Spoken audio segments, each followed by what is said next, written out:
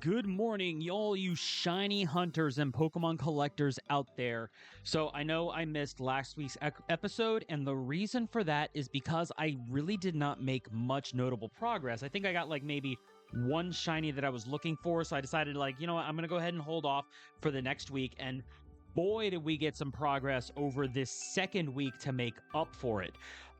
We had managed to get a hold of quite a few things. On the Hatcher, I was running Eldegoss, so we got both Gossifleur and Eldegoss logged in. Now, where the hell did you go? You guys are somewhere near the beginning. There they are. We got the Gossifleur Eldegoss right there, and I gotta say, they are some gorgeous shinies. I do really like their look.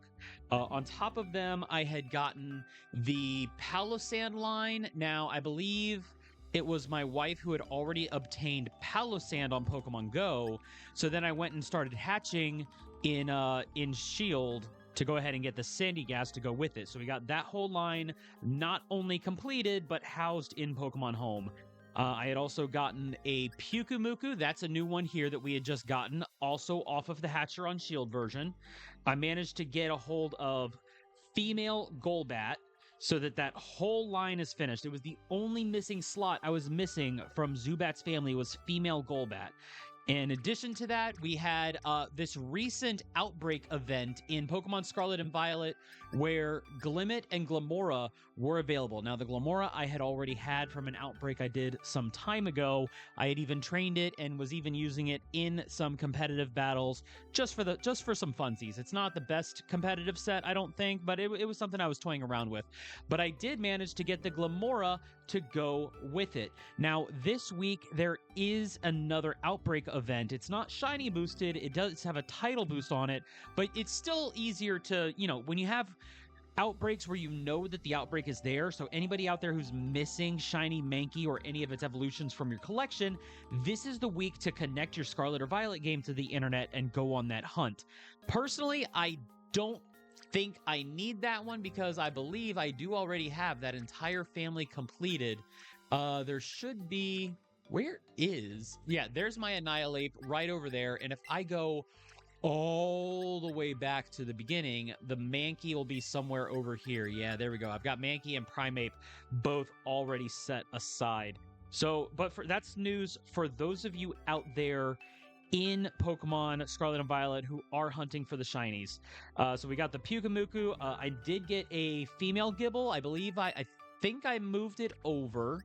I already moved it over into the female box. Yep, there it is. Sitting right there side by side with the female Garchomp. Now, all that's missing there is the female Gabite, which I believe I have housed on Pokemon Go as well. It's just a matter of me saving up that energy to get it moved over, but there's other things in Go that I want to transfer over. I did get the shiny Deontay a little while ago, so I am holding on the energy to move that over since, if I move a shiny Legendary or Mythical, I can only move one at a time.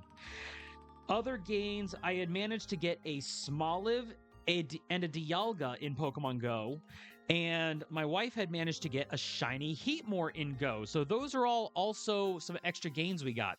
A whole lot of really cool stuff that we got there. So now the numbers. Let's go ahead and look at the numbers. We got 810 shiny Pokemon, or unique shiny forms, stored in Pokemon Home now. 810. So we broke that 800 barrier these last couple of weeks. Now that there is still a lot of Pokemon on both my own and my wife's Pokemon Go accounts waiting for transfer, and when we add those up, that brings our total to 907 in the total collection. So we basically have 97 more Pokemon than we have stored in home, but still, 810 is where our home collection is at, 907 altogether for a total gain of 14 stored in home and a total gain of 11 new shinies in the collection. Now, with that said, we did also receive some news this past week. For anybody out there who is not in the know, I don't know why you're watching this video for the sake of your Pokemon news, because this is just kind of me rambling. What people, I don't know, somebody's watching these. I know that somebody's clicking on these, and to be honest, I thank you, I appreciate you. But for those of you who may or may not be aware, news came out that Pokemon Home is going to be getting an update in, I believe it was October. The update for Home is supposed to include, to my understanding, it's supposed to include the Fire Red Leaf Green connection for the Nintendo Switch Virtual Console. That means that I can reinvigorate that Deoxys hunt on Leaf Green to try and get that, which is going to be, full odds reset to try and get those Deoxys, assuming I can't wait for them to show up in Go and actually get some shinies out of raids that way. But we'll see about that. So it's supposed to include that. But then it also came out that I think they said February of next year, meaning... So about we have roughly 6 months. Pokemon Bank on the 3DS is going to be losing its connectivity. That means that shiny hunts that you would need to do on the 3DS in order to move them forward, you got to get those now. And for me, that means Spinda, Poipole, Naganadel, Type Null, and Silvally. Now, fortunately, I do still have my old 3DS, both of them. I had one with a capture card and one that was like my main 3DS that I would use for tournament play and stuff since it wasn't modified. So I have those two systems. I do have Ultra Sun and Ultra Moon, which both have Spinda available. I can go ahead and hunt Spinda on them. And then I can also go through them, and I need to go through and I need to actually finish them and get up to those legendary points to start doing soft resets for Poipole and for Type Null on both games to try and get 2 shinies, because in order for the shiny living dex, I need both the unevolved and the evolved Pokemon of each. Unfortunately, that is how I currently have to do it. The shinies have not been made available in Pokemon Go, where they would be easier to hunt if they were. The shinies are locked on Pokemon Sword and Shield, where you can get them in the DLC, but you cannot get them shiny, which means right now, at the time of this video, the only way that I am aware of to get the shiny Poipole, Silvally, and their evolutions is through the Pokemon Sun and Moon. Well, Sun and Moon also get you access to Type Null and Silvally. But for Poipole and Naganadel, you have to go through Ultra Sun and Ultra Moon. And then Spinda's got that special case. Like, I know it's supposed to be catchable in Brilliant Diamond and Shining Pearl, but the problem is that it's bugged for some... from what I understand, it is bugged and it cannot transfer to Pokemon Home from those games. Meaning if you're shiny hunting in there, you are shit out of luck. But a Spinda caught on the 3DS can go into Pokemon Home or into Pokemon Bank and then transfer from Bank to Pokemon Home. As I understand it, that works. If I am mistaken on any of this information, call it out in the comments below. I will thumbs up. I will like that comment. I will love that comment. If I forget if YouTube has a pin function for comments. If it does, I will pin comments correcting my misunderstanding or my misinformed brain.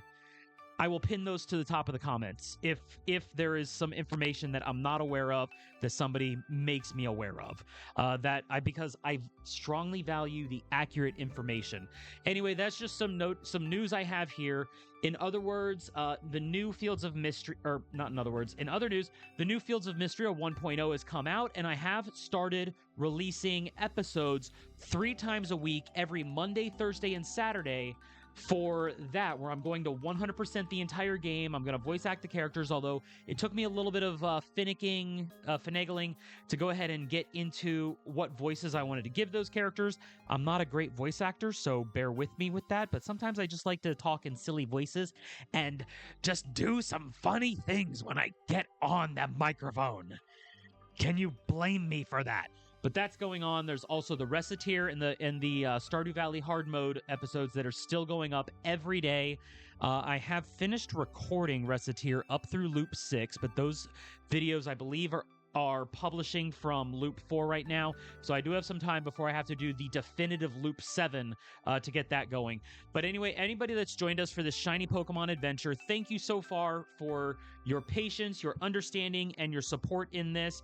Hopefully, I will be finding time throughout this week because I do have work for the next 8 days straight. Normally, my normal work schedule is like 2 days on, 2 days off, 3 days on, 2 days off. And it goes like with a cycle like that during the week, but I've been signing up for a lot of overtime shifts because they've been available to me for that extra pay because, homeboy got bills to pay. These videos don't pay the bills. So my recording and my hunting might be a little slowed down, but hopefully I can make some progress on Ultra Sun and Ultra Moon off on the 3DS to try and get to the points of starting those resets because like I said, to my understanding, we have until February next year to get the shinies from 3DS games that we want. For anybody else out there who is shiny hunting, please be aware. Get on those hunts yourselves if you can, if you still need those hunts. And be safe. Take care of yourselves. Drink some water. Have some protein. Make sure that if you are watching these videos, you are loved, you are valued, be kind to yourself, as well as the other people around you. But, first and foremost, be kind to yourself.